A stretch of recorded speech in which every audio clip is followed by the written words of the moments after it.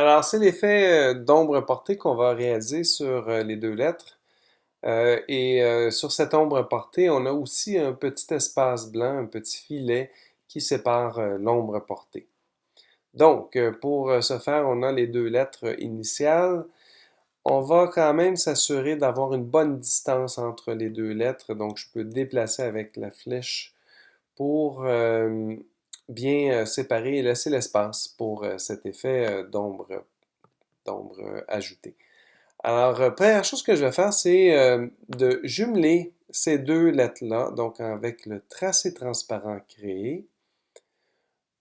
Illustrator va faire en sorte que ces deux formes-là soient un objet comme tel. L'exemple que je montre pour ça, c'est simplement l'ajout d'un dégradé. Excusez, on va le faire sur la masse, donc un dégradé. Et on peut voir que le dégradé se transpose sur l'ensemble des deux lettres. Donc, c'est vraiment considéré comme une seule forme. Alors, je remets la même couleur, là, juste en utilisant la pipette. Et donc, on est prêt à débuter le travail pour l'ombre portée. Première chose que je vais faire, c'est que je vais faire une copie de ces deux lettres-là et je vais coller derrière. Et je vais à cette copie-là apporter un filet, mais ce filet-là, je vais le faire un petit peu plus pâle. Puis je vais glisser la couleur au fond aussi. Et donc, mon but étant de définir visuellement à même distance de blanc là, que j'ai ici. Donc, je vais y aller avec un 6 points qui me convient. Puis ensuite, je vais copier et je vais faire une troisième copie. Donc, coller derrière.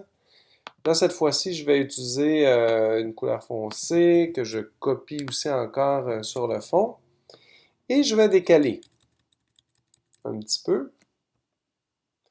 Remarquez là, que j'ai un contour avec une épaisseur chaque côté. Donc, pour avoir le même effet, je vais augmenter la taille de l'effet. Puis, ici, ça s'est aligné un petit peu avec l'espace blanc, donc je peux le déplacer encore pour m'assurer que je suis à la bonne place. Donc, je pense que le look général me convient. Alors là, c'est le but ultime de ça, c'est d'obtenir à la toute fin des tracés vecteurs pour chaque forme et le blanc étant de la transparence. Actuellement, c'est pas ce que j'ai. Alors, ce que je vais faire, c'est que je vais verrouiller cette copie-là. Donc, je vais verrouiller la sélection, celle qui est en avant-plan. Donc, si je clique ici, je clique la deuxième copie.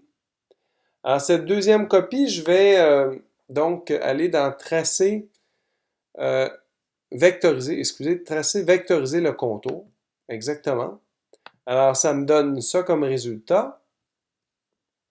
Et avec le Pathfinder, je vais donc faire réunion qui va me donner une seule et unique forme de ce tracé-là. Donc, c'est excellent, c'est un travail propre et simplifié. Donc, je reprends la flèche noire. Je vais sélectionner maintenant la copie arrière, donc la troisième qui est en noir.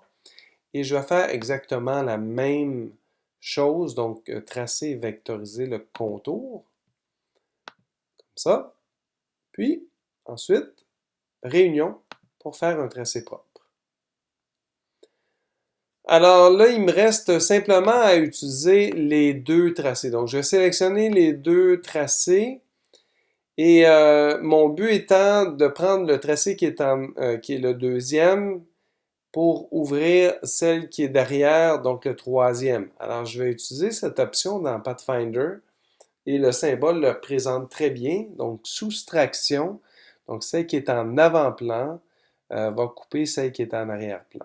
Alors, je clique sur ça. Et si je sélectionne ma flèche ici, on voit qu'on obtient le résultat voulu. C'est parfait. Donc, je peux aller chercher la teinte de couleur qui est ici. Puis, je vais déverrouiller, tout déverrouiller pour avoir accès à mon tracé qui est là. Alors là, j'obtiens le résultat final, donc qui me convient. Alors, ça termine pour l'ombre portée.